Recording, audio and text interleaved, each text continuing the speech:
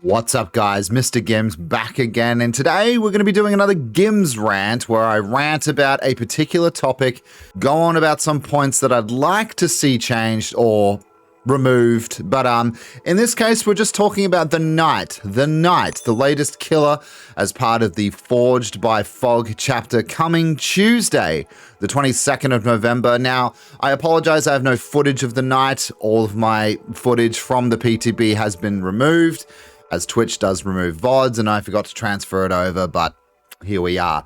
But you guys know what I'm talking about. I'm talking about the Knight, the latest chapter to come into DVD this Tuesday, and I'd like to go over some things that I'd like to see changed before the devs bring him out on November 22nd, because if anyone was joining us for the PTB stream, thank you so much to those who did. You can watch me on Twitch from 7 p.m. Tuesday to Fridays. That's no, it's not BST, it's GMT now, because we're entering into the darker months of the year.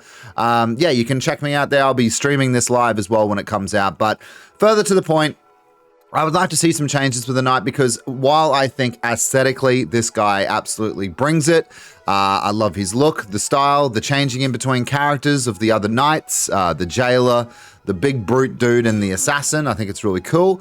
But there's a lot of things there that it just looks to me that behavior just gone easy mode again, and think that every survivor is stupid, and for me, it's so lame, and it's disappointing as well. But anyway, guys, this is my first point. I've made like 4 points, and this is a GimmsRant, so I just rant. I don't actually, really edit these up too much.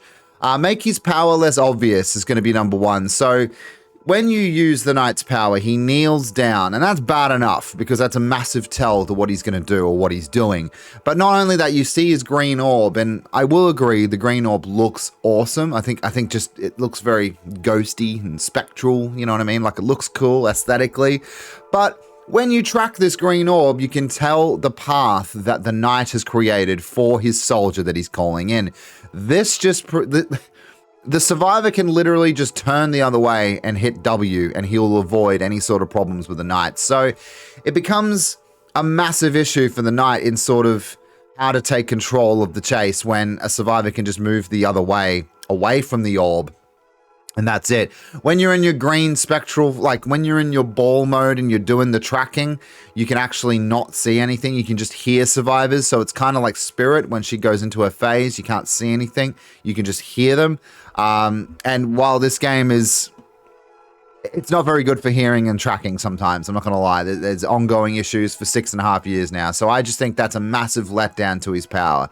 Not only that, but the Knight kneels down, and that makes sense. He's got to do something while you're calling in your power, right? So I'm not so upset about that. That's neither here nor there. But at the same time, again, it's another massive tell to the survivor if you don't break line of sight of what exactly you're doing. And again, the survivor can just start guessing, well, which way is he going to put it, do you reckon? Is he going to take it towards me? Is he going to guess and sort of push it more left or more right? Kind of like the dredge with guessing with lockers in a chase. It becomes a bit of a minefield, if I'm honest. And for me, it's just easy mode for the survivor. So I really hope they address that key feature. Number 2 is his banner. His banner is a massive, massive, massive problem. It makes sense that he puts down a banner when he's when he's calling in one of the soldiers or one of the Knights, whatever you want to call them. But you would do that around a loop, yeah, or around something where there's, you're trying to capture the survivor, you're trying to get him down. If the survivor is to touch that banner at any time during a chase, then they will receive, I think it's like 2 or 3 seconds of haste and endurance. What the hell? Why are we giving them powers? Why as a killer am I giving them any power? I don't know how this made it into the think tank, that behavior. I don't get it. So I don't understand why we're giving the survivors power for using our power. That seems very counterintuitive. These kinds of things have happened before within the game, and mostly have been pretty badly, reviewed. But I just don't want that. I don't understand why it's there. I don't understand why we're punishing the killer furthermore for using his power. It doesn't make sense. It'd be kind of like punishing a survivor for using borrowed time. It just doesn't make sense. Do you know what I mean? Like, or a perk or something. I don't know. So that's number 2 for me. His banner needs work. Why are we giving survivors power while we're using our power? Makes sense. Number 3, And I understand they went all in with an AI killer. That's great. Normally, I would be okay with that, but the foundations of behavior's AI so far within this game have not had good results. I mean, we all know Nemesis now with his 2 zombies. I don't need to show any clips. I'm pretty sure anyone who plays Dead by Daylight will know what I'm talking about. They'll glitch out, screw up, stick to a wall. They'll be stuck. It's stupid. And the AI, while I will say, has definitely been improved. You can tell there's some things within this game that they've tweaked some things. It's definitely better than what it was. But when your power solely depends on it, so the Nemesis gets his tentacle, which is massive. It's a really good tool to use. It does award survivors and give them a speed burst, but we'll talk about that another day. This guy doesn't have anything. Outside of calling in one of his knights, he has nothing. He is an M1 killer.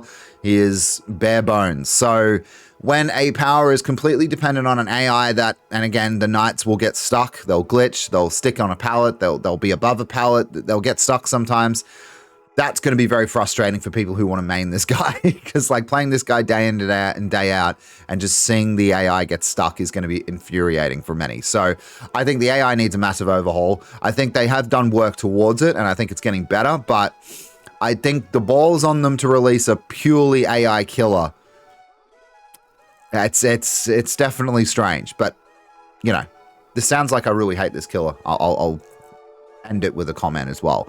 Number 4 for me is as an added benefit to the killer's power. Now this would be good, and this is not my idea. This is not original by me. It's one of my people in chat. It might have been Tizer. I'm not sure. I think it was Tizer.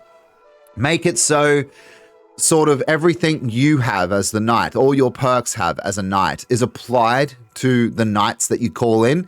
So say, you know how you can use the knight to break pallets and break gens? I don't know why you would, because it takes too long to break a gen when you could otherwise do it yourself. But if they improved on things in those areas, you know what I mean? It might work. But say I have Pop and I call in one of my soldiers to break a gen in his line of sight.